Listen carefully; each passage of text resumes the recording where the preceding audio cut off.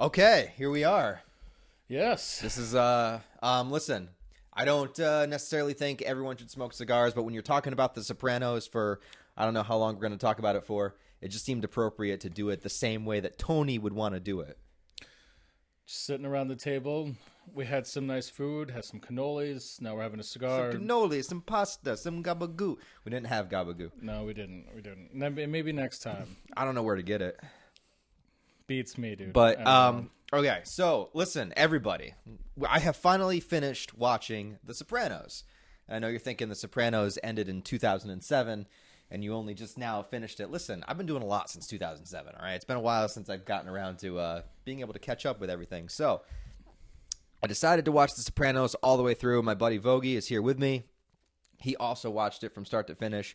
We just finished watching the last 3 episodes now, together, like just now, just right before we started the podcast. Fresh on the mind. Fresh on the mind. Just watched the final episode. I have my thoughts about it, but we're going to get into the whole series. I know that people have been waiting for me to do a review of it, so we're going to kind of do 2-in-1 here, is that I'm going to put this video up on my channel, but we're also starting just a podcast of us talking about shit. So we're just going to talk about so anything we feel like. This will also be considered like our first official podcast episode, even though we've technically done them before, but this is like the first real one. I mean, if you look out hard enough, there's podcasts. Gotta love the podcast galore. Shout out Limp Bizkit.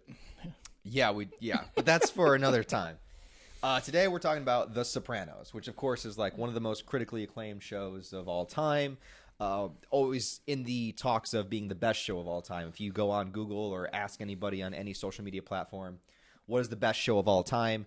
Inevitably, some people are going to say The Sopranos. Yeah, I'd say you'd be hard-pressed to walk into a room and find somebody who hasn't watched The Sopranos, know what The Sopranos was, has like some distinct opinions about it. Like it was like a defined a generation show. Yeah. Like it was out there. It's very culturally relevant. Like everybody knows about it, even if you haven't seen it. You know, you at least have an awareness of it. You've heard the name, The Sopranos. And apparently, it really did change the game for like television shows. Like, looking into some of its history, it's like, it was one of the first shows that really showed prominent, despicable villain-esque characters as its main characters and humanized them and did all of these things that are a little bit more common now. Right. I mean, think about this. This show starts out in 98, 99? Bill Clinton's still president. So I remember that. I remember watching the first episode and he picks up the newspaper and it says Bill Clinton as president. I'm like, oh, it's that old. Okay. Well, and they were getting all excited about like Laserdisc and DVDs coming out. So we're early on. Yeah. So I think it's interesting to think about a fact that a show that came out in like 98, 99 is now talking about like mental health is a big string throughout the entire the show. I mean, you have a guy go into therapy, and that is like a main part of the show. And that's nowadays, okay, you see that all the time. Back then, like Yeah, it's really interesting how they kind of blended that. Like they took this premise of the mob, but Major Mobster's the main character, and then also added in all these concepts of mental health and depression and everything that Tony goes through. It's kind of wild, especially about like the time frame that it came out. So I just have a little bit of notes here, but we can kind of go on a tangent and talk about whatever. There's no real structure I feel like here. We're going to be going on a few tangents. But first, I guess I'll just start with like, what was your first impressions of the show? Or I'll go first with first impressions. Okay. Because the thing is, I have a really hard time getting into new TV shows simply because it always feels like such a daunting task. Like there's so many episodes of something. It's like, what show do you pick? How do you, when do you decide I'm going to keep watching or am I going to give up? And it's rough, man. And, I'm a big fan of like Breaking Bad. I watched through Better Call Saul, and people were saying like, you got to watch The Sopranos because it's like on that level, But I think that I got the wrong impression from people first because I didn't understand how The Sopranos was structured as a show. So people sold it on me as in it's like Breaking Bad, which by the way, it's not at all. No, like 0%. No. It's not like so. Like I'm picturing like a tension building, edge of your seat, like big cliffhangers, like the stuff that those shows do. Right. Which is not Sopranos whatsoever. No, this show's like a really like just light the candle, and it's a consistent, just low kind of burn. Yeah. So it was a little bit off-putting at first because I guess I just had a misunderstanding of what to expect. So I'm like almost done with season 1, and I'm just like, okay, like I'm enjoying the characters and stuff, but like it's not gripping me, like that. So it took me a little bit to understand it. But once I got into like the flow of the show, I didn't dislike it, but I was just like not super on board. I remember you talking to me about that time period because I was trying to decide if I was going to start the show with you. I think I talked about starting the show with you at one point, and then I was just like, you know what, let me do it. No, if you actually do. And then you started watching, but you're like, it's kind of slow, and I don't know whether I know you were hedging back and forth at the beginning. The first season and a half, I was a little bit on the fence, and then I started to get really into it by the end of season 2. But I had to change my entire viewpoint. But once I did, I started to love it because I realized that The Sopranos is, I consider it a slice of life show. Have you ever heard that term before? Slice of life? Right. Like a piece of Americana It's literally just like a day in the life of a guy who just happens to be involved with the mob. And that's Tony. Like, it's about him figuring himself out, his mental health, his family, his wife, his kids, his side hoes. He has tons. His business, his actual work, his work behind the scenes. It's just about his life. And some episodes seem to go nowhere, but it's not about plot. It's about just what is he doing day to day. It was 1 o'clock. He was out trying to decide if they had to get rid of somebody out of the crew. Right. And then at 5 o'clock, he's having dinner with the wife and kids, and they're talking about, AJ's not doing well in school. So I realized it's like a day in the life type of show. It's just the person that we're choosing to follow is a mobster. Right. So once I sort of like understood the premise, then I was more on board. And then I was also told, and this is great too, that you should watch The Sopranos a little bit as if it's a dark comedy. Okay. And all right, I could see that. And the show becomes 10 times more entertaining because it is really fucked up, but I have a really fucked up sense of humor, And so it works for me. So I started like not taking it less seriously, but like just getting into the vibe of like how they talk and how they go take care of somebody and fuck up or somebody accidentally gets shot. It's actually kind of hilarious. So it became like pretty funny along the way too. So I think that was my first impression, is I just had to take my time to like understand how the show was being presented. And then once I did, I was good. But what was your like first initial impression of the show? So, I mean, I think because I was already getting your impression, like you were talking about it being like a little bit of like a slow burn that I picked up a little bit in the second season. So like one of my I enjoy like mobster films and things like that. Mm-hmm. It's one of those few things that I enjoy. And I was like, all right, you know what? This seems to be in my I think you were like, this may be in your territory. It's got stuff about like psych and mental health in there. It's got stuff about mobsters. You may like this more than I do. And I'm like, all right, I guess I'll give it a go. Mm-hmm. I ended up finishing and getting to the point where we were today before he did. That's how like I cruised through the show.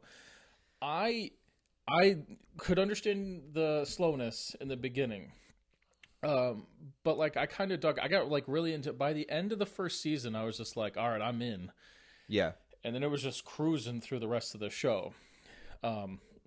We'll get into it later. I started to rewatch it, and I think that's probably good.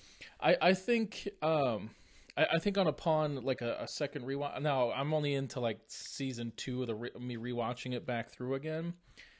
I definitely, there are some characters where I'm just like, oh, okay. It is that kind of show where there are some characters that are just like so annoying.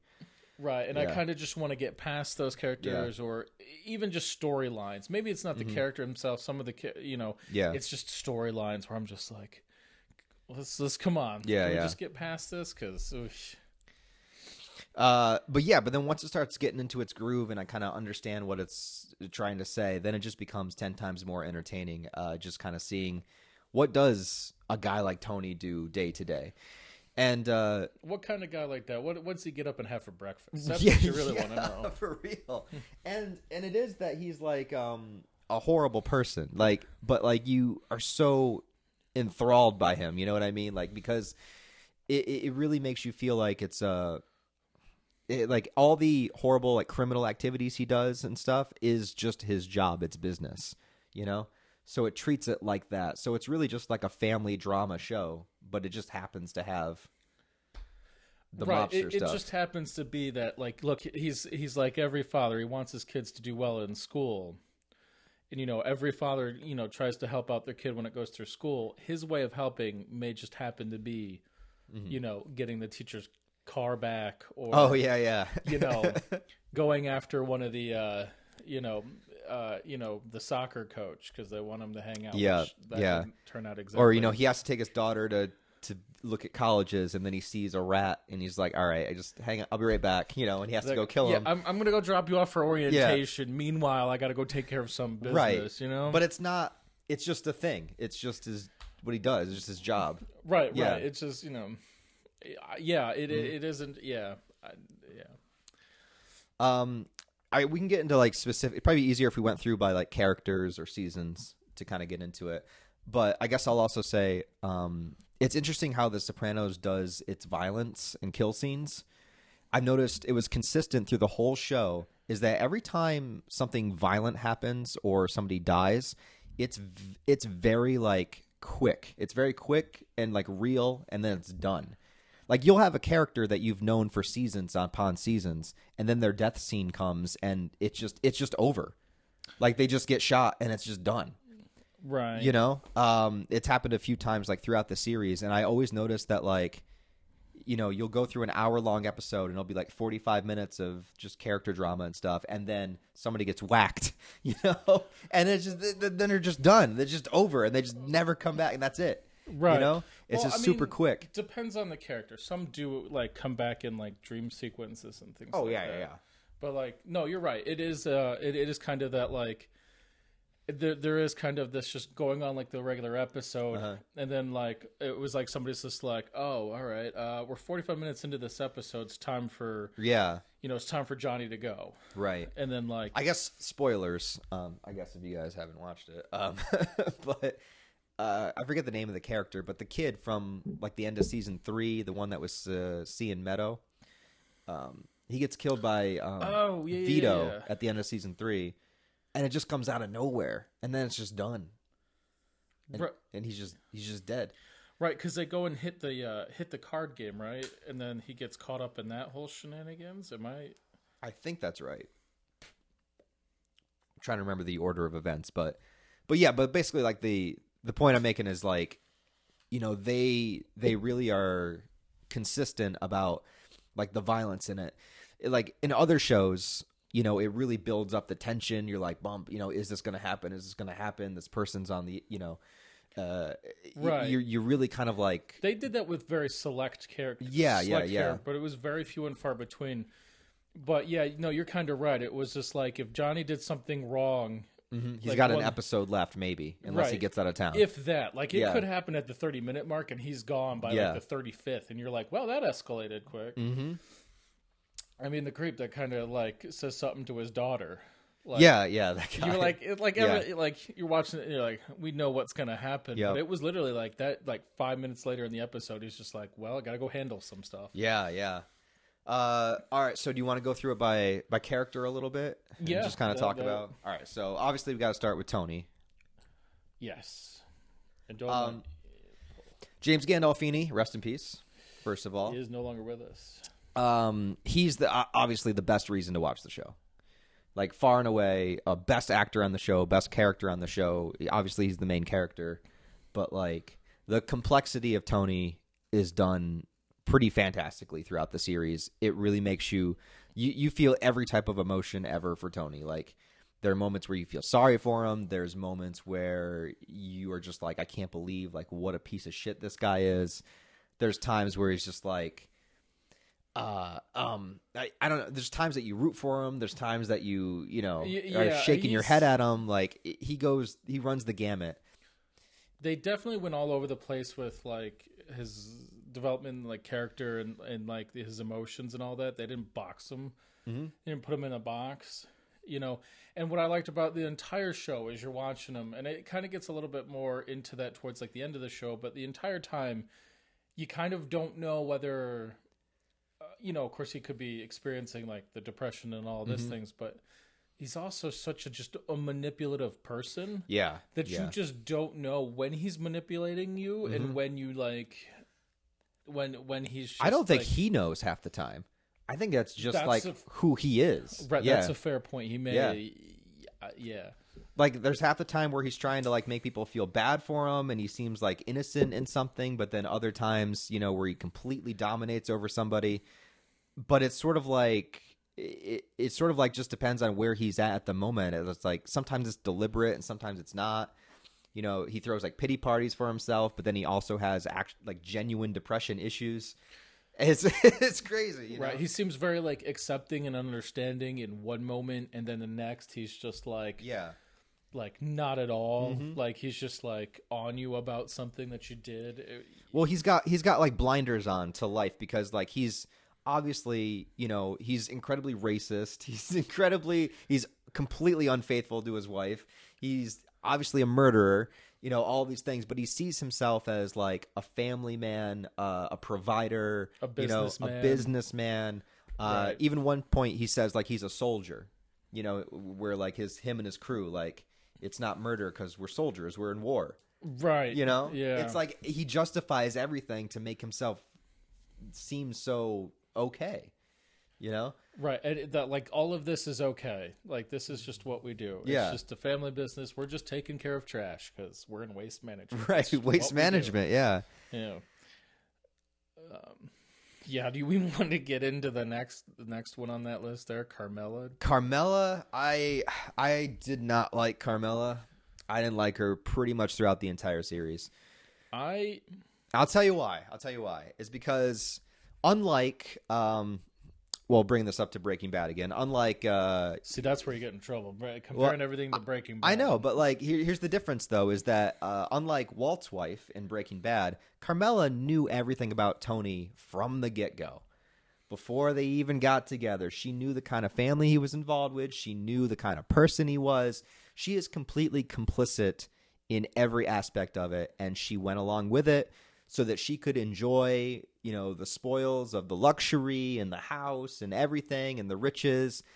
But then she just, again, like, it's like she ignores it. Like she puts her head in the sand about it. And then when something inevitably happens, because obviously it's going to, because he's involved with the mob, then she gets upset about it and, gets mad at Tony about it, or like she doesn't know Tony's banging like 7 other bitches on the side. Like she knows, like, she hasn't known that from the start. I mean, she has. She just pretends that she doesn't. And then when she's always on his butt about his like Russian one in the beginning, like the first 2 seasons. Yeah. About, like, oh, is it her? Is it nah?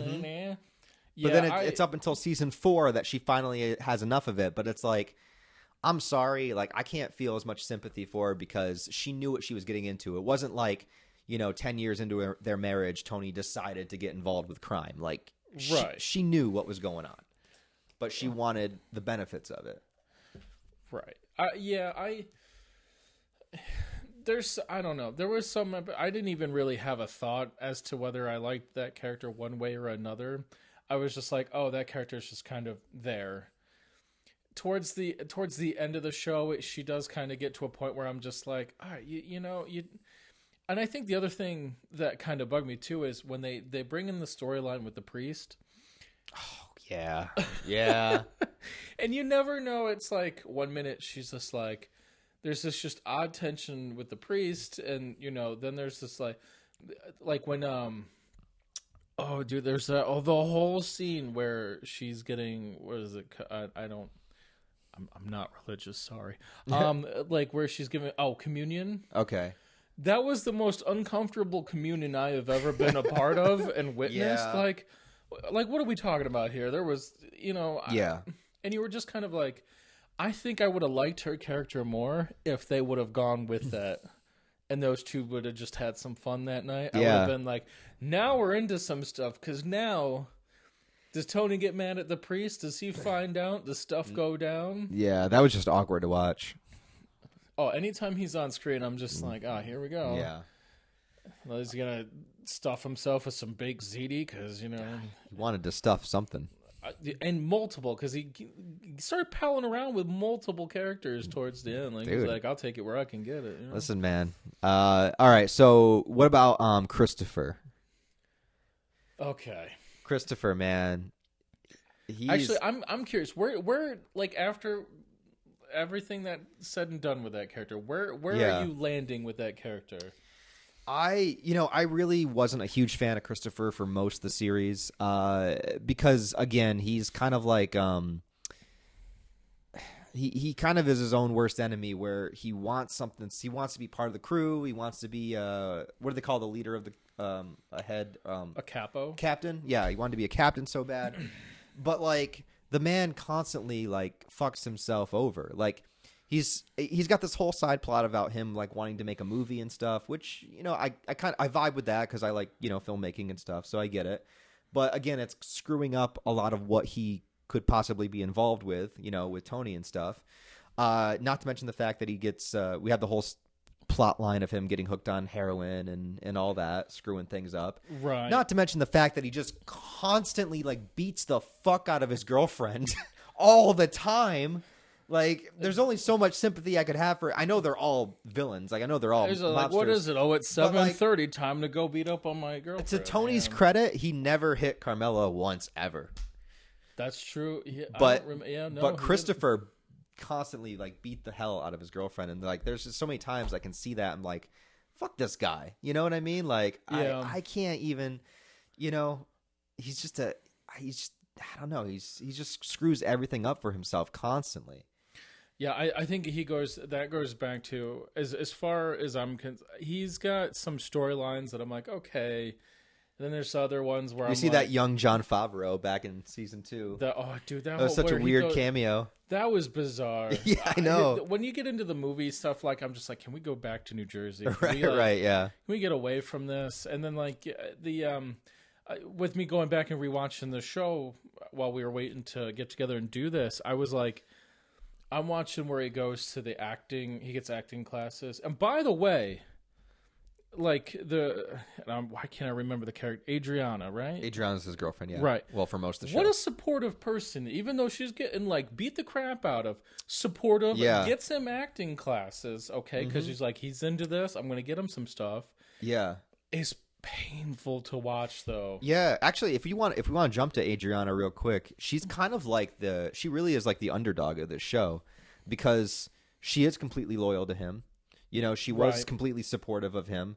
And remember there was that episode where like she was hanging out with Tony, and like Tony probably would have banged her. Like he probably would have. Yeah, there's no doubt. But she completely stayed loyal to Christopher the whole time. Right. And even though there was the rumor that she gave him a blowjob, that's why they crashed their car, because she was giving him head in the car. Wasn't true, but she didn't do it, right? And then when she was getting manipulated by the policewoman to give him information, right? What was she supposed to do? Like she was stuck in that situation. She didn't want to get them in trouble, but she was already so far in, with the policewoman, that she was just giving them scraps, just trying to scoot by with as minimum as possible. Right. Maybe to the point where she would like leave it alone. I really like what they did with that storyline too. Yeah. Because they gave you a character where like you could tell it bothered her and she didn't want to do it. Mm-hmm. But like they had her hook, line, and sinker on a lot of things. And it probably would have been better for her. If she would have got rid of Christopher, like being an abusive dick, she could have gotten them closer to Tony, to like taking him down. It would have worked out for her. Right. And this all kind of goes back to it's Christopher's fault. Like if he had like, when you feel like she's feeling that isolated, she finally finds a friend that like she can gets along with or doing stuff. Yeah. Unfortunately happened to be an undercover FBI agent, but like still it was like, but I really liked how they played with that. Because you had like that like, I think it bothered her because she was like such a good friend at one point, and then like what Christopher does for a living, and like her just like wanting to be out of it and her own like issues in her own family. Like I think it was really well. Like it was one of those few characters where I was kind of like, oh man, like kind of bummed when she she left. Yeah.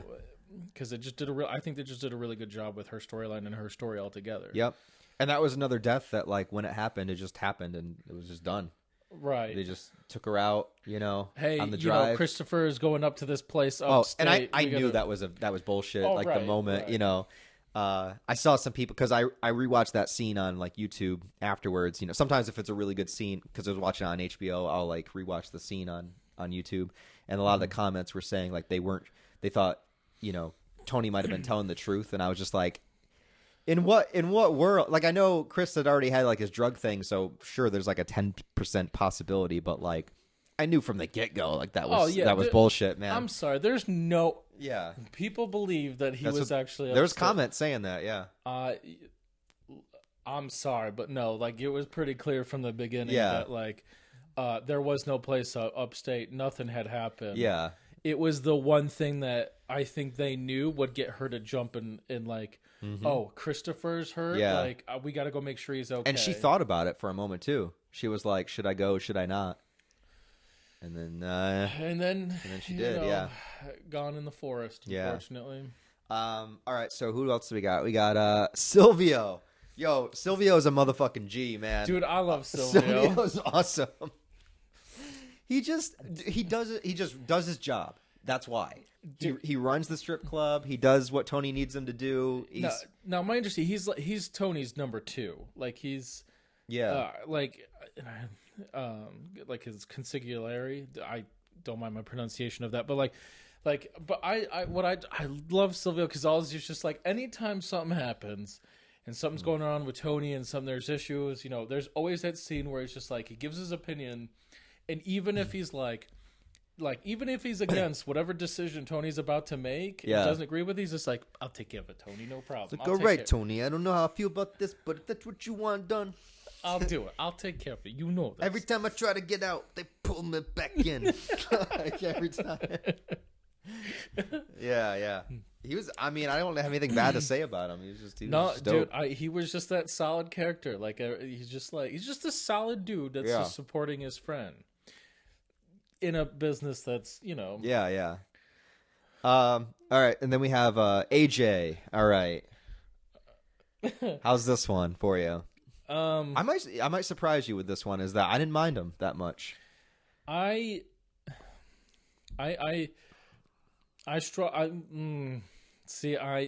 character just drives me nuts. He does, but the thing is, like, I think he feels like a kid. You know what I mean? I feel like he feels like a kid that grew up in luxury. That a lot of these kids that are handed everything at first. A lot of them get into trouble. A lot of them have trouble finding their way and figuring out what they want. Not like everyone does. I mean, everyone does, but like, know what I mean? Yeah, I guess I could see that in like the like beginning seasons, like the first few seasons, but then like kind of the like left turn that they take for his character, like once he graduated high school, it was almost like they had like no idea what to do with him. I thought he was actually going to go to military academy like for a moment, but then they didn't follow that through. Right. Yeah. And then there was a whole thing with like his like anxiety attack and the right. passing out that like there's no way. And then cut to season 6B, he's just like, I'm going into the military. Yeah. And you're like, have we like short memory? But like there were aspects of that I liked though, because it was sort of like, because Tony, he has all of these problems. And I think as the seasons rolled on, like AJ started to have a lot of the same issues. And I think it was like not for the AJ character, but like because of what AJ was doing, what it meant for Tony. Like it made the Tony character more interesting because he's like, fuck, like everything I'm trying to fix about myself, everything negative I see in myself, AJ is doing the same things now. It's like, I mean, I'm not saying he didn't fill like part of the story and make it more interesting. But like, there's just some parts where I'm just like, all right, can we like get through this, like, and just kind of move on? Like, I get like the pity party. Mm-hmm. Man, if anybody can throw, if you thought Tony could throw a good pity party, yeah. But that's... AJ is like, hold my beer. Yeah, here's how you have a pity party. That's kind of what I mean, though, because it's kind of like you see, like, I think in one scene where he's talking to the therapist, he's just like, my shitty genes passed down again or something like that. Like, I can't avoid passing my fucked up genes or whatever he says. you know, and like that's what I felt from it. I don't know. I think the other, and we might as well talk about Meadow we might as well just talk about the Soprano kids. Yeah. My only other gripe that still kind of annoys me is that we never saw her naked. All right, yeah, that. But also though that, so it's weird. In like the first season, there's like this whole part where Meadow is like clearly like dial-up, folks. It's like two of you will know what that is. Yeah. Like internet's coming into its infancy. They're looking things up, and this is about the time period where she's looking up things on there and kind of finding out that like there's this family, and that some of the people that her father has mentioned just happen to be on that list. Mm-hmm. Like there's this whole conversation about, do we, you know, Meadow's getting to the point where she's starting to understand what's going on. You know, do we need to have a conversation with her about the business, the family business? Yeah. It gets dropped after season 1 and never brought up again. Mm-hmm. And then it's like in seasons 5 or 6 someplace, there's a few things that happen. And then all of a sudden it's just like, my dad doesn't do that. He's in waste management. Right. I'm like, didn't you in season 1 just have this whole conversation with your own sister about... It is a little bit confusing, like how much the kids know about what goes on. Because there are times where it seems like they get it, and then there's other times where they're kind of in denial. Yeah, there's like, I'm trying to think of like, there's some scenes with Meadow where like at one sentence, it's pretty clear that she knows what her father does. I'll tell you, yeah, I got one. Is when she had that boyfriend, the one from college, the skinny one, and he went to go work at the construction site. Yes, okay, right. It's like, so if she knows everything that, you know, her dad's involved with, then she should know to prepare her boyfriend for the things that he might see or hear. But when he started to see and hear things and he would come back to Meadow and talk to her, she kind of treated him like he was like, what are you talking about? You know, that's just Paulie. You know, it's just, that's just Uncle Paulie. What are you talking about? It's like, wait, so are you aware of what they do or are you not at this point, you know? Yeah, Of course, that was also funny because that was about the same time period where you were thinking that he was afraid of Vito for one reason, and turns out it was a completely different reason. Right? Yeah. I want to get to Vito too when we get to him. Okay, so who do we got next? I mean, other than that, as far as the Soprano kids are concerned, I mean, Meadow was pretty much your box standard. Girl goes to college, gets into it with her parents. Yeah. You know, crap goes down with her college roommate, you know. There was the whole little sequence where she started dating the black kid, and Tony was like, no, because he's such a racist dick. Throwing out like racial slurs. Yeah, like they were nothing. And then he sees the package of Uncle Ben's, and he has a panic attack. Oh man! Oh my God, ridiculous. God. All right, enough about the Soprano kids. Nothing much more there. Dr. Melfi. Okay, Dr. Melfi. This one I'm a little bit torn on. I am as well. Yeah. I don't know whether you're torn the same reason I'm torn. I think I really liked her early on when they didn't give her a story. She was just the therapist he saw on a weekly basis. He kind of went to her, and that was kind of their way of recapping and doing the episode. Was he would go and complain to her, and then, you know, so I got this problem with, Silvio, and then, you know, it would go on, and you would see what was going on. Yep. And then in like season 2 or 3, they gave her own storyline. Well, let's talk about the episode. They gave her the episode where she gets raped, right? Yeah. And when the episode happened, like, okay, so the purpose of the episode is, okay, so she gets cornered going to her car in the parking lot garage. She gets raped by somebody, you know, just a criminal, just a regular like douchebag. Yeah, some guy that works at a pizza shop. Yeah, just some guy, right? And it's a pretty hard scene to watch, you know. Not that any rape scene is easy to watch, but there's no easy scene. But it's like not a good watch, one. No. Like, it's pretty horrifying, especially since we know the character so well at this point. Right. And the entire episode is basically the idea that the law is letting her down. They don't find the guy. They don't catch the guy. But because Tony is her patient, she knows that she has this outlet that she could take care of this problem if she wanted to. Right. She could get vengeance if she said something to Tony. Right. I think she says at one point, she goes, I just have to tell one person and I know the problem would be taken care of. Exactly. Yeah. And I understand the idea of just presenting that idea of like, what choice would she make now that, we're a couple seasons deep, they have more of a relationship. I mean, it's, professional relationship, but they know each other. So will she, won't she? That's the purpose of the episode. Right. However, and by the way, at the end of the episode, she chooses not to. But I hate introducing such a huge concept for that character and having such a horrific thing happen and only having that episode to explore it and then never really bringing it up again. Right, you're right. They don't. That's what annoys me. It's like, that's a big fucking deal, and it never comes back into play. And I understand, like, The Sopranos is sort of like that slice of life show. It's just like it's not meant to necessarily carry every single plot point throughout the whole show. But there's something about that one in particular that really annoyed me. I really kept expecting it to come back at some point. At some point, is this going to cross paths again? Is she going to eventually tell him? But nothing happens with it after that. And I think that just bothered me. It just annoyed me because I'm like, that's such a huge thing that's floating in the air that just never gets addressed again.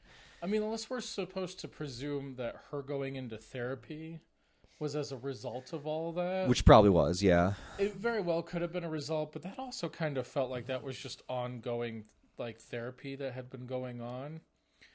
And I guess that was another aspect of the show that kind of bugged me because, like, her therapist and everybody else was more interested in who she was, providing therapy for than she was. And then, so I don't know. I really did, like, as long as they had used her character as a device to kind of help pull out of Tony what had been going on. Yeah. I dug her. I dug that character. Like, once it got out from that, and then all of a sudden we're getting into like a storyline for her, it just was not my thing. And it was almost like they couldn't decide if they wanted to do that or not.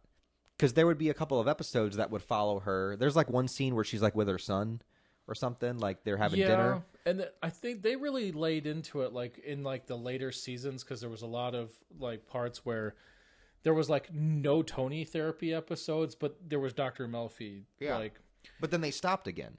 It's and then that was when Tony would start back up with it. Yeah. And it sort of felt to me like we have the premise here of Tony going to see a therapist, but what do we do with the therapist character? And I feel like they never quite landed on it. I think you're right. Yeah. They kind of, they're like, we need to keep her around because she needs to still be in the show because Tony needs to talk to her. But what do we do with her? Right. Yeah, I mean, using her in the first season as like, hey, I need you to go into hiding because people are gonna go after you. Right. Yeah. That was an interesting like twist in the like having that little extra. But like once you get past that, then it was just about her going to dinner parties and her family just harassing her about, hey, who's your guy that you're talking to? Is he in the news? Heard. Yeah. Which, that whole scene, we just watched it in one of those episodes. It's just like, doesn't that go against like every violation and code of like the therapist?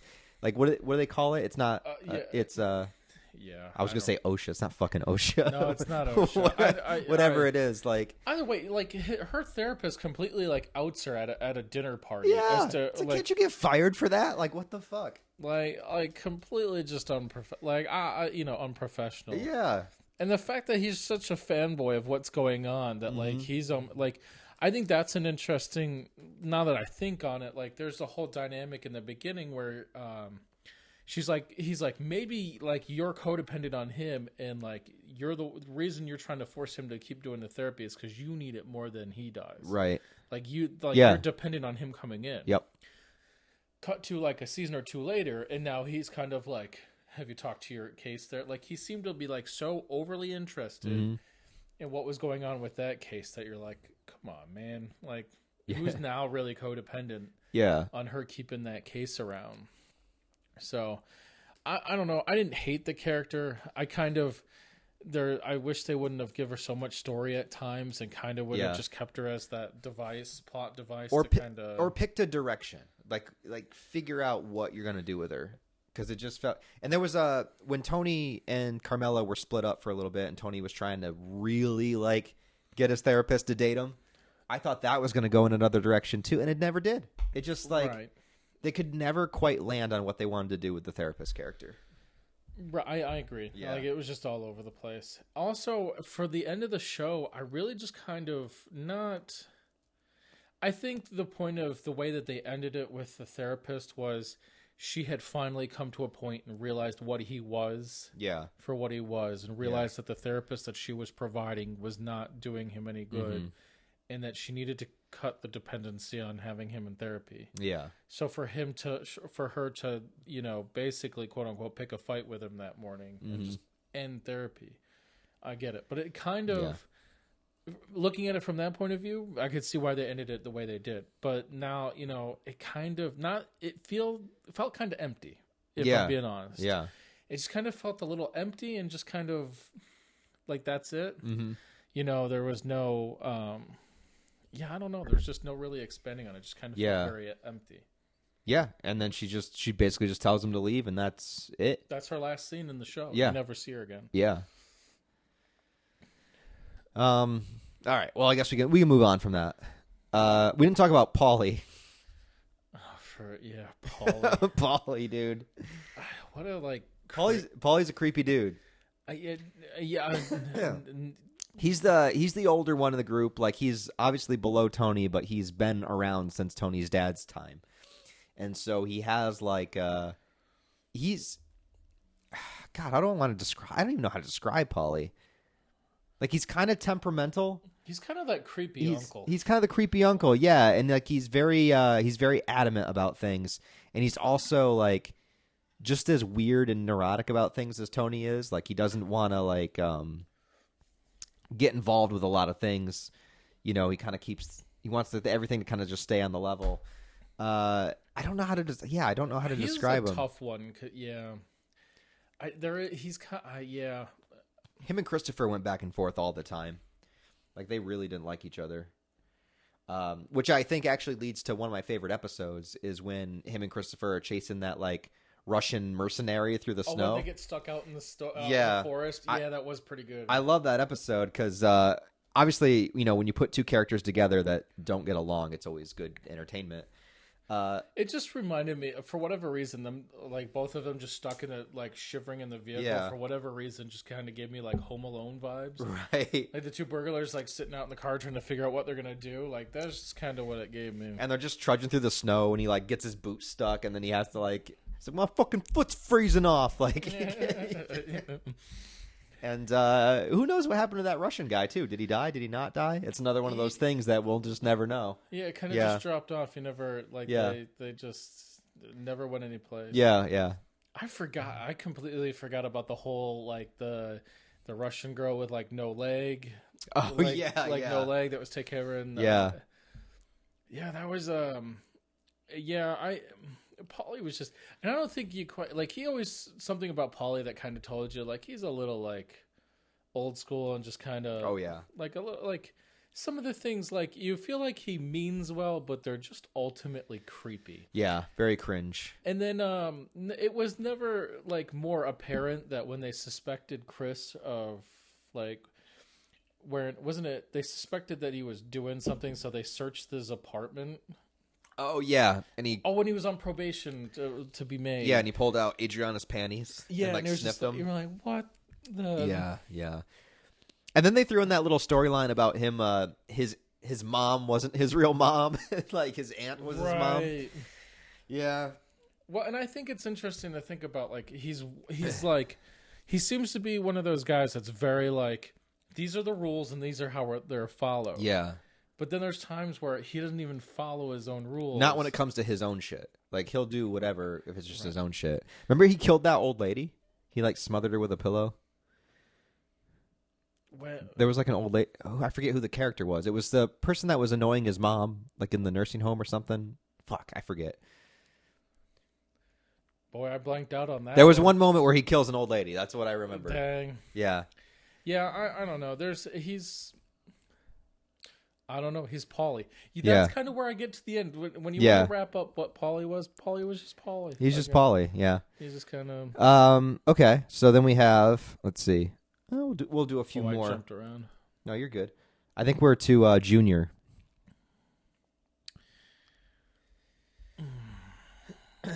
Yeah. That Junior. Okay, yeah.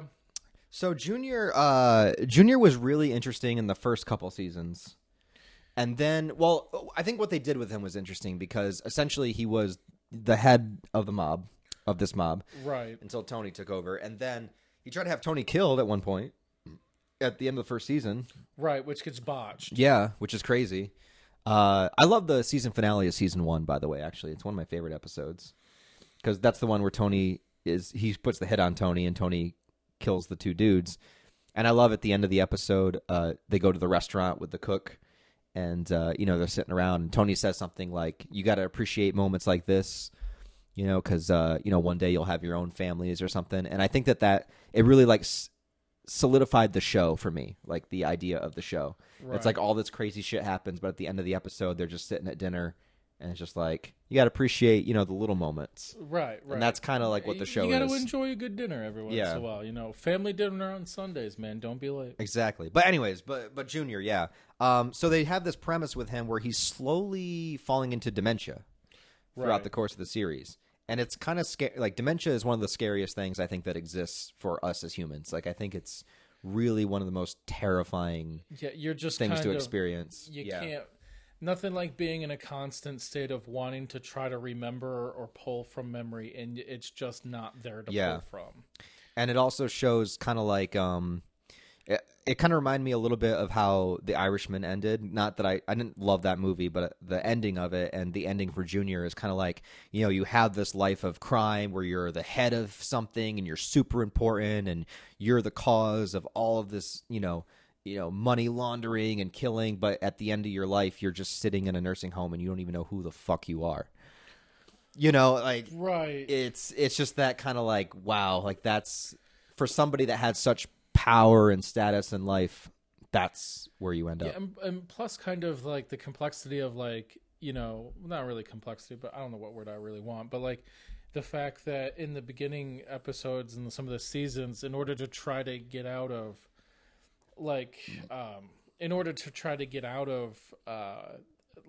court and all that and not competent to stand court, he's trying to fake it. And then, ironically, he gets to a point where he's not faking it anymore. He's like literally dealing with, dementia and all that. Yeah, I will say the episode where he shot Tony was probably the biggest holy shit moment I had watching it. Like, there's a lot of times where you're watching the show very casually, and there's not a whole lot of moments where I'm like on the edge of my seat, like, holy crap. But like, even though I knew some spoilers going in, just because like the show's been around for so long, it's kind of impossible to avoid. It really is kind of funny that the both of us found this show in 2023 and the show ended in 2007. But one thing I had no idea about is like I didn't know Tony was going to get shot, and I certainly didn't expect him to get shot by a dimension, affected Junior. Paranoid Junior. Yeah. Because like, you don't expect it at all. Like, Tony's just over, and he's not even supposed to be there. Someone else is supposed to be looking after Junior, but like they couldn't do it. Yeah, Bobby couldn't do it. Yeah. So Tony's downstairs cooking dinner, and Junior's upstairs, and he yells upstairs like, "Hey, this is going to be done in a second." And you don't think anything of it at first. Junior's like, "Who the fuck is that?" Like, and like you don't think anything of it because it's just like in the background, and it's like whatever. Tony's been over 1,000 times, and he's just like cooking dinner, and he turns around, and Junior's just like. Pfft, and just fucking, like, shoots him in the gut. And I was just like, oh, my God. Like, I didn't see that come. And it's even scarier when you add in the dementia factor. Because it's like this old man, this old mobster that has weapons all through his house doesn't know who he is or what's going on. I don't know. That moment just, like, shocked the hell out of me. Yeah, you know what the problem is? I totally read that. I knew it was coming. You knew that was coming? Yeah. It kind of ruined the moment for me. But, like, That's fair. It was interesting. I mean, unfortunately for some shows like this, I started to read ahead. Yeah. As sad as this sounded, it was because I wanted to know if certain characters were going to stop showing up because they were driving me nuts. So I started reading ahead on some stuff, and I had read that had happened. Now, it didn't happen in the way I thought it was going to happen, so that was kind of surprising. But I think the other interesting thing about that character is that you have a crew, like he's a mobster. Like, he knows a lot. He knows a lot of what happened. Now you have a guy who has dementia. Yeah. Is he going to start talking right. enough? Yeah. To where, like, you know, we know his memory's like scrambled, but like, do we think, you know, something he's saying is actually true? So, but I mean, there are also other things that do drive me nuts about that character. Yeah. I think the thing that drove me most, and his character was fine, but I think what kind of initially drove me nuts in the beginning is how much he believed and kind of laid into like Tony's mother. Oh yeah, Tony's mom was really annoying. Like, he hung on every word, and he was just like, yeah. He had been told multiple times that, like, by a few people that, like, she's manipulative and her mind is not strong. And yet he's sitting there having a conversation with it, and like, you want me to put on a hit on Tony? Right, yeah. Sure, I can do that. Oh my God. And then he goes in and gets mad at her when he finds out, and she's all upset because it's her son. And you just want to be like, come on, you didn't put, like, how stupid. You couldn't put that together that was what's going on? Yeah. I definitely feel that. I wasn't a fan of Tony's mom at all. I mean, I get, obviously, she's supposed to be, you know, manipulative and abusive and stuff, but like, Jesus. She, for me, had her moments where I didn't necessarily mind the character too much. It did kind of get pretty like when Junior started to show up more often. Yeah. And kind of hang on every word that she said, that I was just like, really? Yeah. Come on now.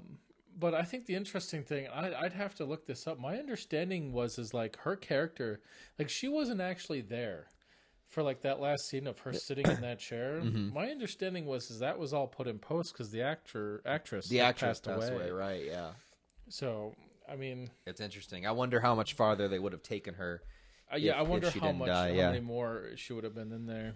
Because obviously she's very important for Tony's like psychology. Like, they're still bringing her up and still talking about her till the end of the series. So right, and his complicated feelings towards his own mother. Yeah, and how I think it's interesting that they get into how much it's kind of mixing between his mother and his father.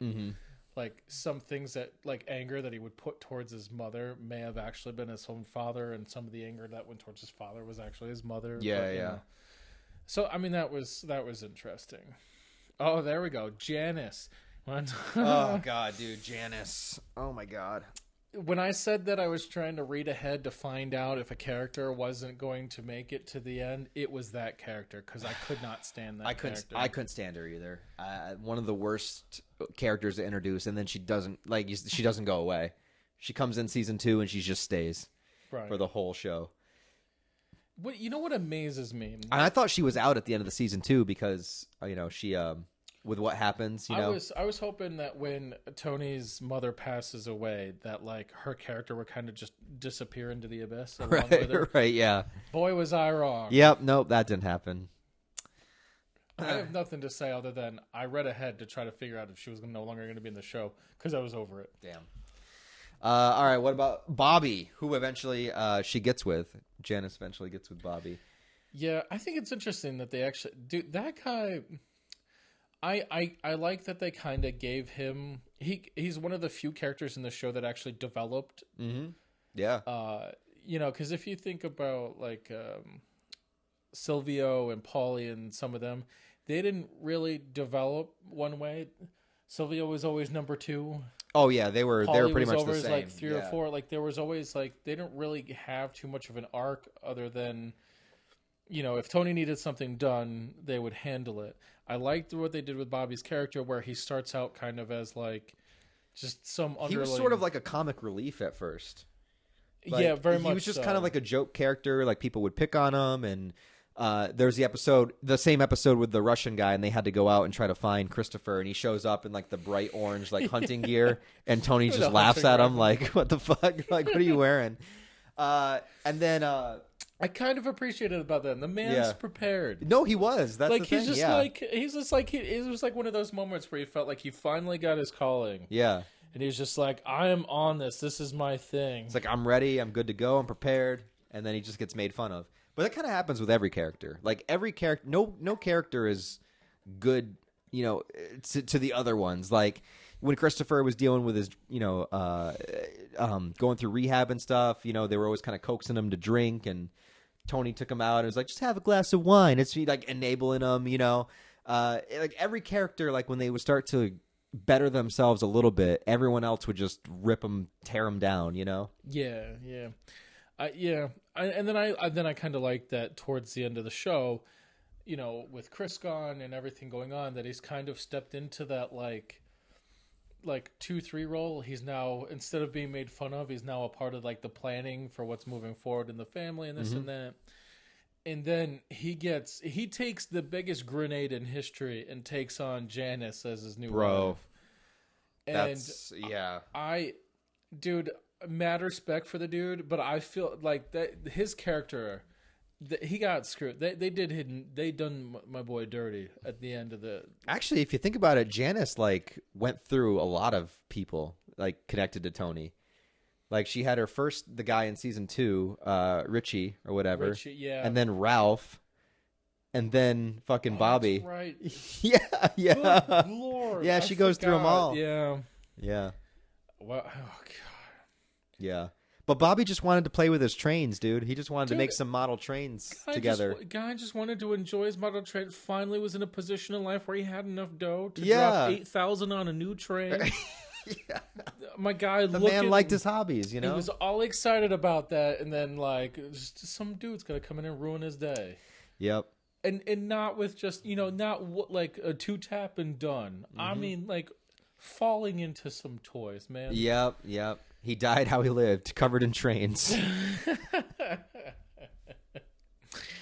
God, poor guy. I like Bobby's character. I like the development of his character from like a guy that like got made fun, didn't really get taken too seriously, to now being a part of like family discussions. And like I think Tony kind of like gave him a little bit more leeway because he was like, in essence, he was married to his sister, but he was also like taking her BS off his plate. Let's be honest, he was dealing with it now. So. Well, they had that one episode together too, where they were at the lake house and they got into that fight.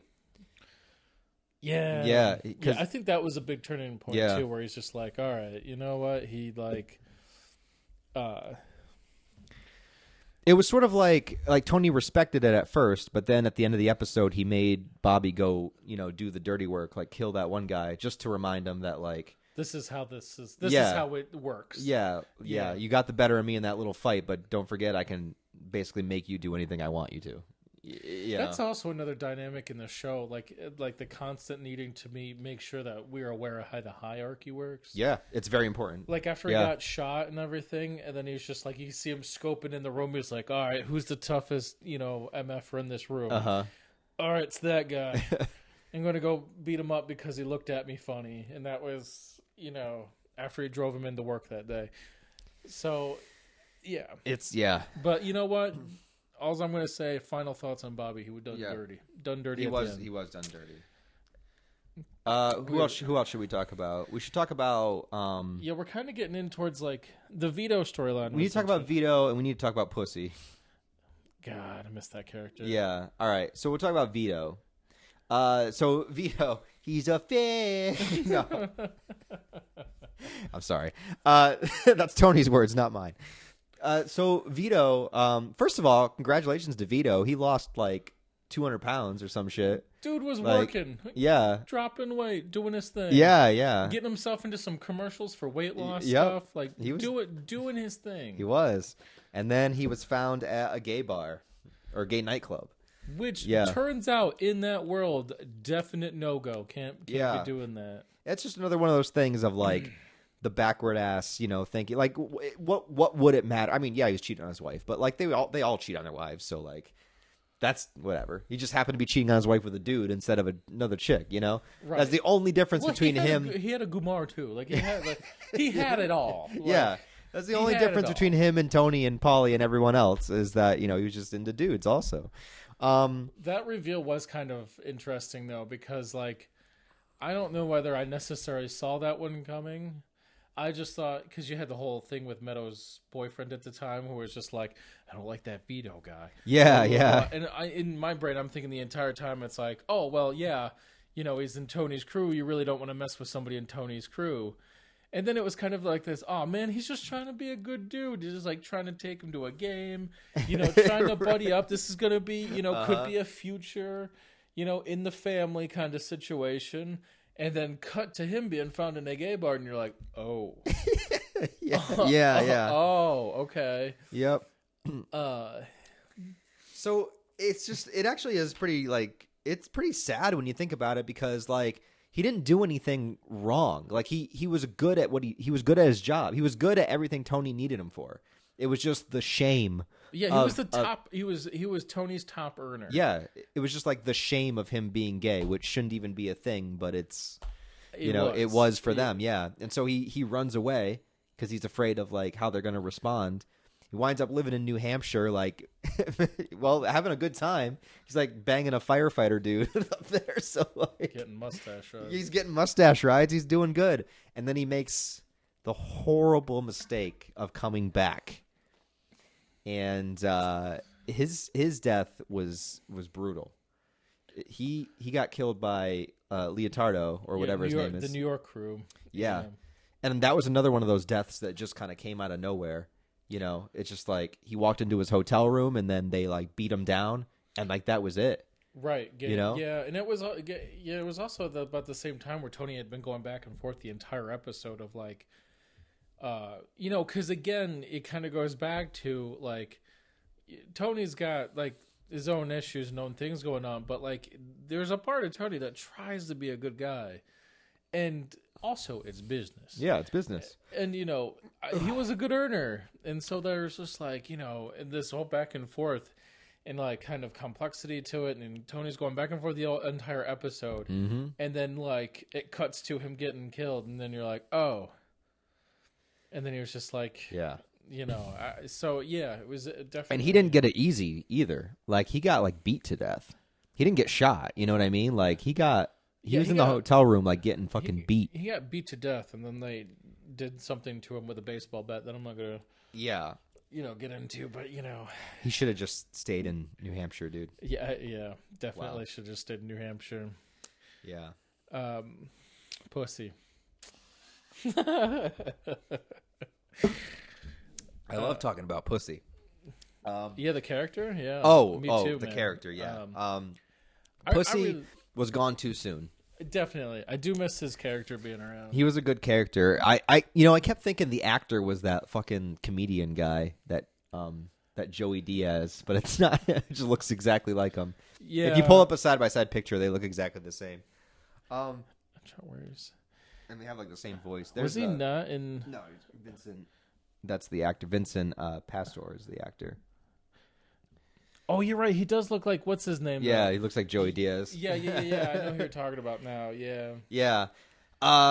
So this guy had a really cool storyline. He had like one of the first like major storylines that was going down where like the FBI kind of got a hold of him and he was kind of working as an informant where he was sort of telling them this and that about Tony with the idea in his mind that like he's going to wind up working for them, like working for the feds, right, basically. He's going to become an FBI agent. Right, that's where he truly thought he was going to be. Yeah. And that's clearly not what they wanted him for at all. And they even told him, like, you're probably going to do a little bit of jail time or, like, we'll get you in witness protection, but, like, not much is going to come out at it. Yeah. Right. Yeah. You're not going to be working for us. Like, there's not going to be a thing. Yeah. It's just not going to happen. And pretty much the whole, like, a lot of season 2 is them trying to figure out if he's actually working for them or not. Like, there's the one episode where they try to take him swimming, and they're like, take your clothes off.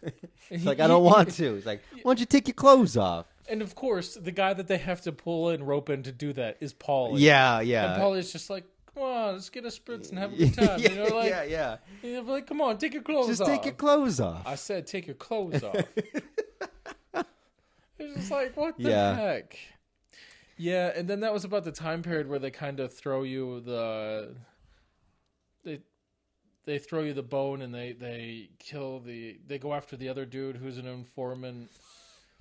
They go after him, and then they end up like, which is interesting how they lead up to him, like to his character getting it. Is like he has this like, it's one of those episodes where they did like a dream sequence, and you couldn't quite. Yeah, they kind of shifted the episode back and forth between what was actually going on.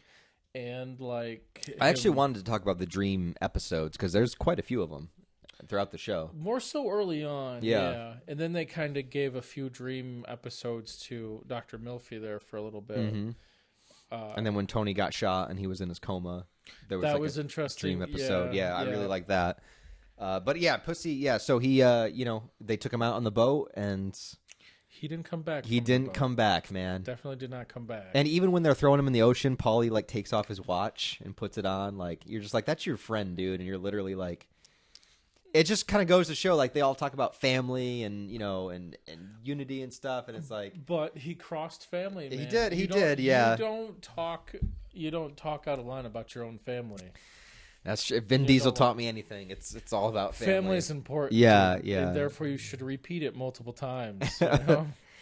Yeah. So, and I loved how that really bothered Tony too, because he was having when they brought that talking bass in to the strip club. Right. He like was like, take me to the water, throw me in the river, and he just kept like he couldn't listen to it. He just like bashed it on that guy's head. It's like, we think this is a fun house? Don't bring this shit in here, And then his daughter gets it for him. Oh yeah, and he just has to sit there like, like, thanks, honey. Yeah. I'm there with you. I really wish they would have kept that character around for a little longer. I think that he does come up in like another Dreamer flashback, doesn't he? Yeah, a couple times. On. Yeah, but I think that was just to try to fill in a little bit more backstory as to why he did what he did, and flipped like he did, but. I can't remember. There was a whole nother character. One of the older guys also flipped, and they kind of didn't do much with that one. Which one? There's an older guy with glasses that I can't remember that I think was feeding information as well. I don't remember. I can't remember his name. I don't know. Yeah, I don't know. I can't remember. Yeah, I thought there was one other character that was like talking the entire time. But yeah, let's talk about the dream sequence episodes. So this is something like really interesting that I didn't think the show would do, and then it did, like these long, elaborate dreams of Tony and like him kind of like reflecting on things, and the fish kind of talking to him, telling him that Pussy was a rat.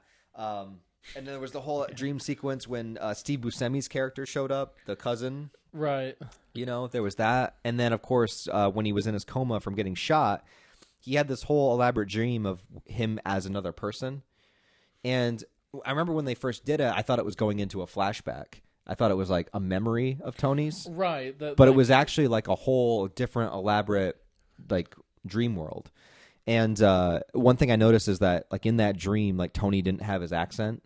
He was, I don't know if you noticed that, but right. Yeah, I had read that. Well, see, that was another one after that episode I kind of read up on that is actually, Gandolfini or whatever. I can't think of his name. Yeah. James Gandolfini. Gandolfini. That's his actual voice. Right, yeah. Like no accent, no nothing. That's how he actually talked. So he used his own voice in those dream in the dream sequences rather than Tony's voice.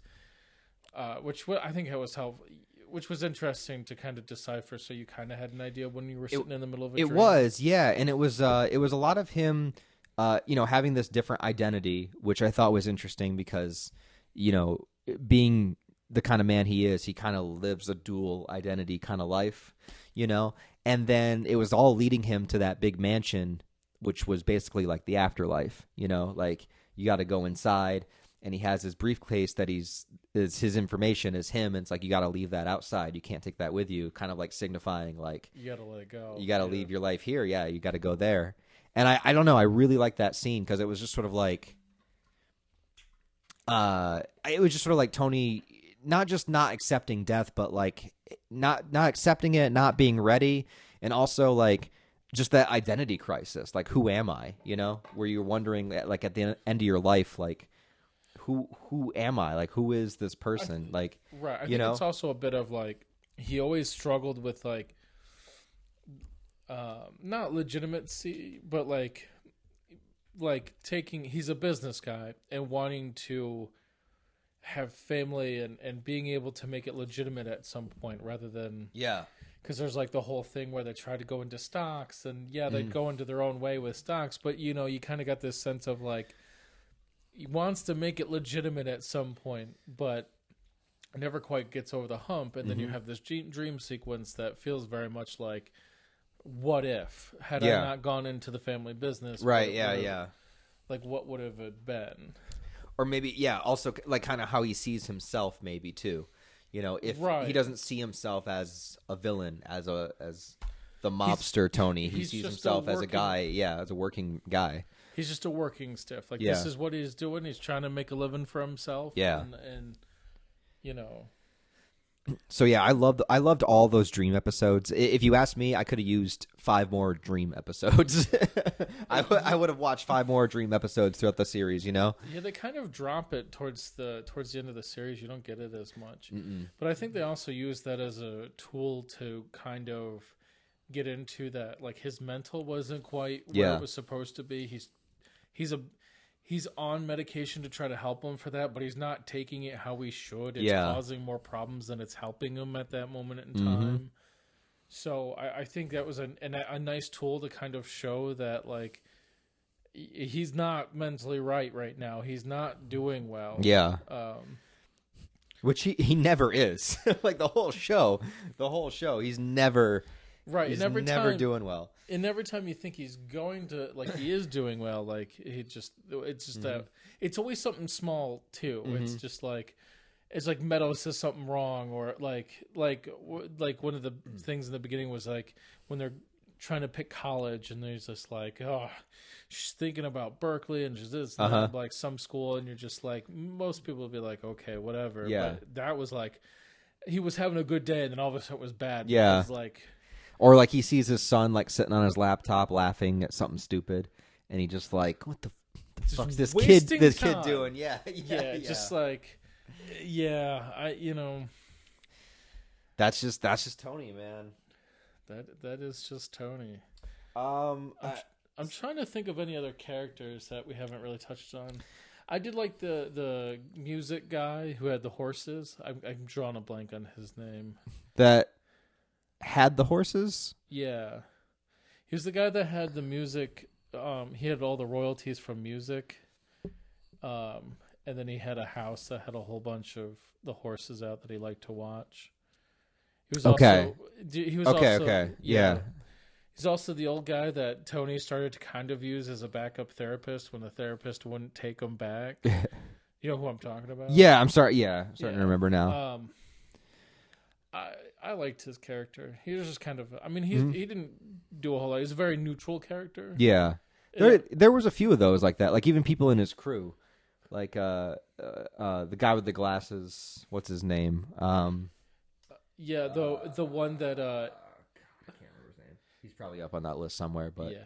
You mean the guy that Meadow is dating his son towards the end? That guy? Yes. Yeah. Okay. Yeah, he's just kind of in the background. He's just kind of there. Another guy that, like, he takes care of things if they need to get taken care of. Right. Other than that, he kind of just stays in his line. Yeah, there's him. There's the cook, that was Tony's friend, for... Yeah. Always been friends. Then there was the character. There's sometimes they bring characters in just for a season, like Steve Buscemi, when he comes in as Tony's cousin, the other Tony. Which I think was, now that I look back at the time frame, that was just a long season-long audition for Boardwalk Empire. Right, yeah. Like, it is kind of like, you kind of feel like, you're only going to be here for a season. Yeah. Same thing with Ralphie, he might have been for 2 seasons, but that character was just kind of... Yeah. I was just like, okay, I'm glad he's gone. Not really my thing. And another death that came out of nowhere for Tony was just when he found out he killed the horse. Yeah. He was just like, it's just a fucking horse. It's just like, not to Tony. Like, no. Definitely. Oh, that guy. Okay. Yeah. I'm switch. See, I'm getting confused with that guy and there's Richie. Yeah, Ralphie and Richie. The other guy. Well, they both dated Janice. Yes. That's why it's confusing. Yep. Oh, that guy. The one that gets off because he does something to the horse. Yes. Yeah, that I guy. was never so happy to see a character go. Me too, yeah. Because he was just kind of like... I understand for what he was doing that him being that way was probably helpful. Mm-hmm. But when it came to trying to watch the show, it was annoying. Yeah. It's just not my thing at all. No, yeah, he was horrible. He was an asshole to everybody. Yeah, just I was okay when he was no longer on the show. Yeah. And the other guy that ends up, Janice gets into it. I didn't see that one coming. That was kind of I didn't see it coming either. Yeah. Which was interesting because she calls Tony, and Tony comes over and starts taking care of it. And I couldn't help but so he goes up into cleanup mode. But at the same time, you could kind of get that sense of well, she just solved a problem for me. I guess I'll solve this problem because she just solved the problem for me that I was about ready to have to try to figure out. Boy, she took care of it. There's a lot of times like that. So I guess the only thing else I have written down is if we wanted to talk about things that we didn't like about the show. But also, specifically the final season, because the final season has a lot of, those last couple episodes have a lot to talk about. There is quite a bit in the... Yeah. I mean, I think for me, overall, I mean, I really enjoyed this show. This is a show I'm going to go out and buy. I'm going to go out and buy. It'll be a part of, physical media that I carry with Keep it alive. Keep physical media alive. The Soprano's really hard to find on Blu-ray, too. So I'm going to get it because I do like this show. I do want to revisit this show. I think this is also going to be one of those shows that going back, as I'm starting to experience now, going back and watching certain episodes and seasons, that there's going to be storylines that I don't like. While watching it through, I didn't think it was going to be a show that I would ever rewatch. But now that I finished it, I think probably not right away, but I think maybe at some point I will. At some point I will. But what I noticed too is that for me, this is a harder show to binge watch. I only watched a couple episodes at a time because I feel I don't know, for some reason it just feels harder to binge watch, and maybe it's because it doesn't have those big cliffhangers leading into the next episode. I could see if you're watching this week to week, it's kind of a nice let's check in with Tony this week. Let's see what's going on with him. How's Tony doing this week? I could see after a week you would want to go back and be I can't wait to see what's going to happen next. But having all the episodes available at once, I do find it to be a little bit harder to binge. But I could see if I was watching this week to week, I would be on it. Does that make any sense? No, that makes sense. I mean, we won't get into it today. But there's a few shows in our world that we've experienced that are very much like that, where spread out, okay. Yeah. Crunched in together one after another, better show. But I see what you mean. I had the opposite experience though, because one, I think you were 2-3 seasons in before I decided all right, I'll give Sopranos a chance. And then I ended up getting to the last 3 episodes a week or two before you did. Yeah. And unlike you, I experienced it differently because I would get up there was a few Sundays this past month where I got up, I would hop on my computer, I'd find a game to play, and I would just throw it on my side monitor, and I would just play video games and watch The Sopranos, and that's what I did. And I would watch I'd crank out almost 3/4, if not a full season in a day, and so. It was also kind of one of those shows. So for me, I was fine with binging it. I didn't mind. I was comfortable with doing that. It didn't really affect me so much. And I lost my train of thought. I don't know. I enjoyed it. You found it more bingeable than I would. I don't. Yeah. And I guess the other thing with that show is I feel like that show was easily you could pick it up now that I think about that show, it's also one of those shows where I feel like you could pick up and watch an episode from any season. Pretty much, yeah. There's not too many stories that are going overarching that you need to watch week to week. Like I said, it's not like it has some big cliffhanger and then you come back, to see how it follows up. It kind of just is like I said, it's a slice of life. It's just Here's what Tony's doing today. That's what the show is. And yeah, there's plot threads that go throughout, seasons and stuff, but like it's not focused on that. Right. I don't think you need it in order to watch this episode. So, yeah. I mean, as far as things I didn't really care for, there were some Christopher storylines, the acting one, and some of the movie stuff that was a little like, okay. And then I think the things I didn't like was just consistency issues at times. I feel like there was just some things where, one season the kids seem to be, wink, wink, nudge, nudge, very aware of what's going on. And then all of a sudden they're playing stupid and have no idea what's going on. So things like that. I don't think and Janice, yeah. There were some characters that but a lot of the characters I didn't like eventually were no longer on the show. The only one that kind of stuck around longer than I cared for was Janice. Fair. That's fair. Any of the other ones, they kind of weeded themselves out eventually. Right. So, yeah, I guess we'll just go and talk about the last season or last couple episodes, perhaps. Right. Because there's a lot of big things that happen. There's the episode where Christopher dies. Which is that was on. And here's the thing: is like again, like talking about knowing stuff before the show happens. I knew that Tony was going to kill Christopher, but I didn't know the hows and whys. So I knew that was going to happen someday, but I didn't know if he was going to shoot him, if they were going to fight. So I was not expecting how it happened. See, I didn't know. The only thing I had known was, again, when I was looking ahead to see which characters weren't going to make it, I saw that his character, because I was getting into, when I started reading up on the final season, I was starting to get to a point where I was looking into characters, and like on the Sopranos wiki, it was like, oh, their final experience was this episode. And I saw that Chris's season, he was like really kind of like 4 or 5 episodes before the end of the show, and I'm like, boy, that's weird. Like they kind of like wonder what's going on there. Yeah. Right. Wonder what happens there. And we found out what happened. Yeah. And boy, that was interesting. It was. So yeah, they get in a car wreck, and Tony gets out of the car, and Christopher's there, and he's bleeding out, and there could be a chance to save him, but then Tony, he asked Tony to call 911, but Tony is about to, and then he kind of like realizes an opportunity that's in front of him.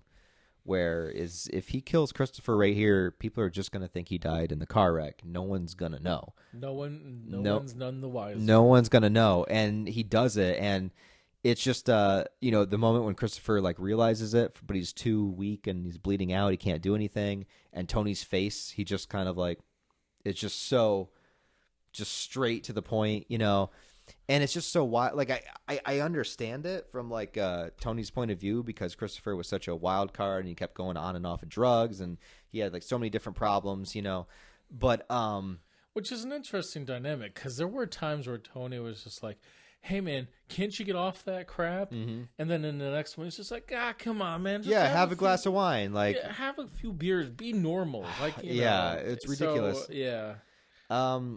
And Tony has no remorse about it whatsoever, too. That's the most fucked up part, is that he literally celebrates, Yeah. He goes to the desert and just, like... takes peyote. Yeah, takes peyote and just, like, has this divine, sense of the universe and, like, the next life. And he's just like, yeah. Like, just wants to talk about the sunset. Yeah. Yeah. He just has no remorse whatsoever. And you just kind of realize that, like... all this time with Tony, like, this is just who he is. There's just kind of this awkward thing in the room too.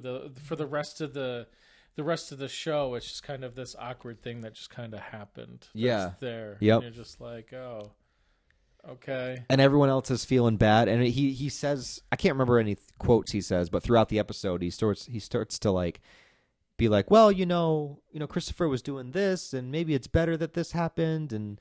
He's like trying to reframe it to everybody that it was actually maybe a blessing in disguise. Right. And like that there was some, like secretly he's trying to, it felt very much like he's telling him that to try to give him like peace of mind, but that maybe this was for the better. But I think for him, he's trying to justify the fact in his head that that's what he did. Yeah.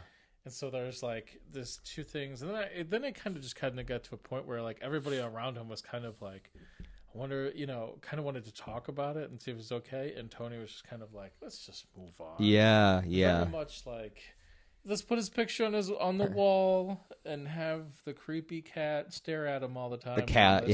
Move on. So then after that, AJ tries to kill himself. Right. I shouldn't laugh at that, but yeah, he does. In a very elaborate way. Like, he's got a cinder block and a bag over his head. I'm like, don't you have any guns in the house? Like, not, you do live with Tony. Like, there's got to be a better way. But there's like the assault rifle that's in the like spinny. Yeah. I think though that's. Again, I think they touch on it in the episode that it was more of maybe a call for help than it was an actual like an attempt to get somebody to pay attention to him. Also, man, come on, he grew up in that family and they did nothing but talking about like The Godfather and all those kind of flicks. Yeah, and then like, I mean, how else is a kid like that going to go out other than putting a bag over his head and giving him cement shoes. So, Yeah, and so... and that could have been like, this will be the only way that my dad will pay attention to me is if I give myself cement shoes, basically. And Tony is the one that winds up saving him, coming home and seeing him and stuff. And, it was kind of... Which I always like the dynamic for Tony with his son, where there's this urge to smack him around to get him to come to his senses, but also take care of his son. So there's this like, because you can see him when he's running up to the pool, he's just like eating his he's Lincoln like annoyed logs, at first. Which I looked up what Lincoln Logs was. It's literally cream cheese, like on like white bread. Hot dog, more cream cheese, or however you want to do it, folded up into like a sandwich. That's what a Lincoln Log is. It's disgusting. But anyway, he's like walking out eating his Lincoln Log, and he's just kind of got that like, now what? And then he gets out there and realizes what's going on, and then he flips into like, he goes from anger to like, oh crap, I got to save my son. Yeah. But then he's even still mad at him in the pool. Like, what the hell are you doing? Yeah. So and again, I think that goes back to just Tony seeing like the worst sides of himself sometimes, like in his son, like just like, why couldn't you be better? Like why couldn't, why do you got to do this shit? Like, passing down his horrible genes, like you said. There was a lot of that going back and forth too. Like Tony, like struggling with the dynamic that his genes may have been a cause of it, but then like Carmilla going after him and that. After it had happened, that it was like his fault, like that crap isn't on my side of the family, and then he goes after her. And of course, her parents, we only get to meet her parents a few times. Yeah, there's this. You're kind of like, look, you ain't like, look, Jesus lady, you weren't like so clean yourself. Yeah, like So that was an episode there that led into basically the final two episodes are kind of like. You have Tony's crew and then the New York mob that kind of finally decide, that it's coming to a peak. Yeah, we're going to just take out Tony because we've had enough problems. Like, we're over this, and that really starts to come into play, I think, around like season 5. Like, once he gets out of jail, like the Leotardo guy, once he gets out of jail, then there's like this power dynamic between the territories of Tony and Leotardo or whatever, that's his name, right? Yeah, I think so. Yeah, and so they basically put out a hit on Tony and his crew, and not only are they like, we need to take Tony out, but the only way to do this is to take over the territory and do a clean slate sweep. So they come after everybody, and get rid of management. Yeah, and that's Tony and the crew. And that's when things really ramp up in the last two episodes because they take out Bobby. He's trying to buy a train, and then they tried to take out Silvio. Yeah, we never know whether Silvio comes out. Yeah, he gets shot like 4 or 5 times. Right, and everything that they led on into the show, like he definitely is not going to come back. Yeah, he's not doing good. Because I think they alluded to that he's probably brain dead. Like there's just no. He's likelihood of him coming out of there is nothing. Almost everyone gets the consequences of this life. at the end. Right. Well, You and know? I think there's the finalization of him not coming out because he has the conversation with Paulie. I think about like stepping into the number 2 role. Yeah. Which I look at it, I'm like, man, that's a weird choice. But then I'm also like, it's kind of the only choice. He doesn't really have anybody left. The rest Not of really. The crew is kind of gone. Bobby's gone. Yeah. Silvio is gone. The rest of the crew is nowhere to be found. Yep. You're the guy that's the glasses that his daughter's dating, but he's been. There's always a weird dynamic in that family that I could never quite figure out why Tony didn't like the kids or whatever. Yeah. So yeah, and that's really it. So Paulie's really the only one that like kind of nothing really bad happens to. Right. You know. Well, but I think this is in a weird way punishment for Paulie because he's always kind of wanted he always kind of felt like he never felt appreciated, and he wanted that bigger role. Sure, yeah. What was going on, and now he's going to get that bigger role, but it's because everybody was shot. right, yeah. And now he's realizing that like anybody that gets put into that role or has to try to fill those shoes, they don't really hang around for too long, man. And now he's being thrust into this position where he's not going to fill that role.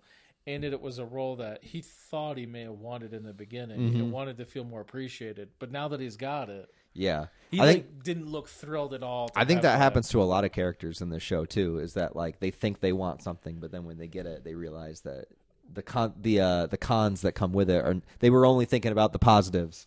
And they didn't consider the negatives that came with it. Well, I mean, there's that great episode where like Silvio is kind of having to run the family while Tony's out. When he's shot, And you can just see the man just is trying to get like 30 minutes to himself where no one's calling him. And asking him questions and he's figuring just things like, out. And then we get to the final episode, which is quite controversial, so I hear. That's what I'm hearing too. Yeah. All over one scene where it goes to black. And I think I get it. I think it makes sense to me. Well, we already talked about spoilers throughout the whole show. I think Tony dies. I think because like I said, when violence happens in this show, it's very quick and it's over in a split second. Like a character gets shot and they're just dead. And I think Tony's our protagonist, so we're seeing it through his point of view. Like, we're not going to hear the gunshot. We're not going to see the gunshot. He's just going to die. Everything cuts to black. And that's what I think happened to the show. Happened to him. I think somebody from the Leotardo end probably came for vengeance because they kept showing that one guy in the diner kind of circling around him. And you could tell Tony was a little paranoid. Like, every time the door would open, he'd be like, looking at, like, he knows that. Well, he's looking for family too. That was supposed to be yes. But I think that's what it's meant to imply. I think it's meant to imply like all the things Tony did his whole life. Yeah, sure, but like death is death. Like it's done. And then there's me, who's just like, no, they just faded to black because, will they get another season? We don't know. Can they very easily continue after a blackout like that? Sure. And they could have. Yeah, they could have. Could they just end the show and be like, yeah, he's dead? Yeah. Sure. I mean, I don't. For me, I know where you're coming from, but I feel like if you were going to do that, then where's the gunshot? I think it's because we're in Tony's perspective. I think he doesn't hear it because it's just instant. It's just instant death. I don't know. I think they would have had the guy come out and at least see him reach for something and then cut. I think that would have been more interesting because is he reaching for an envelope or is he reaching for a gun? Yeah, I mean, they definitely could have done more with it, but that's what I got from it. I think with Tony's death, the show is over, and that's it. I mean, and everybody, and if you think about it, every character that dies in this show, it's so unceremonious. It's not like a special. It's not like a building up to a big redemption death or like a big they're either taken out while they're having a meal, yes, or or buying a train or having dinner, or something like that. Expect it. Exactly. Or they're just driven up on and popped. Yeah, exactly. No, I mean, I guess they did. It did do what they wanted it to do because it's 2023. The show ended in 2007, and here we are going back and forth as to what we think happened. when it goes to black. So I guess it did its job. We talking about it. I'm sure there was people talking about it back then when it happened. I know that it enraged people because I do remember hearing about it. I remember hearing about the cut to black and people being really upset. Right. I do remember that. Yeah. I don't really have much. But the thing is, like, in a show like this, I think it makes sense. Like, it wouldn't make sense in a show that, really built up to these types of moments, that, like, was more dramatic. Sopranos, for better or worse, was realistic. You know what I mean? It was like... It's about as realistic as... Yeah, it was just a regular life, regular family. They had issues. When the mob stuff happened, it was very just, like, matter of fact. It wasn't built up like a movie. Like, even though, obviously, it's fiction, it wasn't made to be like... Oh my God! Is this it? Is this the moment he's gonna die? Is he gonna get out of this? It wasn't. Tune in next week to find out. Right, and because of the way the show is set up, that's why I think it works. Because I think it's in tone with the show. Yeah. I mean, you're right. It is. I still don't like it though. That's fair. That's fair. I still don't like it. Yeah. Though, but yeah. Because you want to see what happens next. Because, like, if he was, like, his wife and son are sitting right there. Like, what are their reactions? Say he was shot. Like, they'd be like, what the fuck? Did they get killed too? And Meadow walks through the door. Does she walk through the door only to watch her father get popped? Exactly. And she's the only one that can escape if the whole family is targeted. Because, she's not at the table yet. So right, which they say that family's off limits, but is, the Sopranos the first family where family's not off limits. Right, yeah. I mean, how many times do you say family's off limits, and how often do we see wives get dropped or Gumars or whoever they are? Yeah, or the person they choose to go make the hit is just a dumbass, like where they were supposed to kill Leotardo and they killed two other people that weren't even, what if they hired somebody like that that's like doesn't know any better? It's like, I may as well just kill everybody. It's like, that's not what we told you to do. Dude, Paulie makes that, like, takes blame for that and then ends up as number 2. That's true, yeah. I mean, yeah. So to me, I think the last episode really worked. Now, obviously, of course, I would want more. All things being equal, but just it ended, 15 years ago or whatever. Yeah, really, nothing we can do about it now. Yeah. But I guess final thoughts is I really enjoyed the show. I wouldn't say it's not my favorite show of all time now after watching it, but I definitely would put it. I don't know where I would rank it yet, but it's in the top 10 for sure. Maybe top 5. I don't know. I'd have to like really think about it. But I understand why people say it's the best show. You know what I mean? Yeah, I think it's definitely up there for myself as well. It makes sense.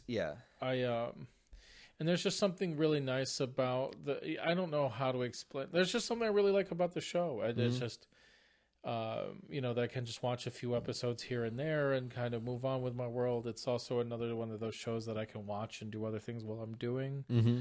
Yeah. Playing games and doing Now things. that I've watched it all, I think that I could have this show on in the background and like just have it on. You know what I mean? Like, yeah, it's definitely a show that I think I could do that. Yeah. Now that I don't have to pay like super attention to it as much, I think if I was just like doing something around the house and I just wanted something on to watch, I could definitely just throw that on. Right. Yeah. Yeah. I mean, as I said earlier in the episode, I'm definitely gonna go out and get it. I'm definitely going to add it to my collection. I definitely enjoyed the show. Mm-hmm. Kind of hit all those topics for me that I have a psych background, so that part of the show is interesting for me. And I do like me a good mobster from time to time. Yeah, to absolutely. Give me a show in that same vein was I really dug it. I just kind of the thing that I kind of wish I was around for when that came. I was around, but I wasn't really paying attention to it. Yeah, we were young. I would have been curious to see what the reaction was back then. Also, this show was in syndication on A&E. I want to know how they managed to put that show on A&E. It was on A&E because I know it's an HBO show. But it's an HBO show, but I'm pretty sure in syndication they put it on A&E. Damn, there must be like an edited version out there where they take out all the titties from the strip club. I'm pretty sure. I should look that up. Yeah, but I'm pretty positive it was at one point. Yeah, well, I remember. Well, the show ended when we were like graduating high school, so like we could have watched it, but like we didn't. I mean, it probably wouldn't have been on our radar really. And I didn't have HBO. I didn't either. Yeah, I was just gonna make the comment of like we didn't have HBO. If people don't remember, back in the day, like HBO was like an extra channel you had to pay for, and like most, I mean, like middle class families like us, like we didn't have. Look, your cable bill was already. Hey kids, your cable bill was already high. Yeah. HBO was like another 40 some odd bucks. We didn't have the luxury of HBO to get the movie channels. Where, yeah. There was no HBO Max, or excuse me, exactly Max. Yeah. Oh, God. Such a dumb decision. But yeah, I would be really curious to see like the message boards of 2007, people talking about the finale after it happened. You know, there was like YouTube existed, but like it was in its infancy still. You know, did it even exist during the YouTube show? Started in 06. Is it 06? So technically YouTube existed, but like I don't know if anyone was making Sopranos videos back in 07. Probably not. Was the Sopranos content kicking off at the time? Yeah, probably not. But I'd be really curious to see like what the reviews were or what the initial reaction was. You know what's interesting though? Do you think a show like that could work in this day and age?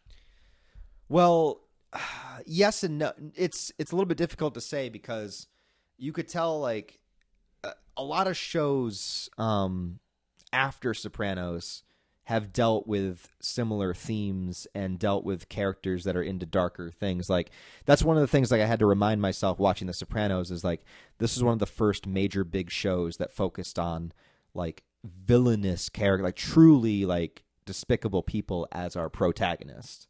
You know, there wasn't like I can't think of another show before this that really did it like this did.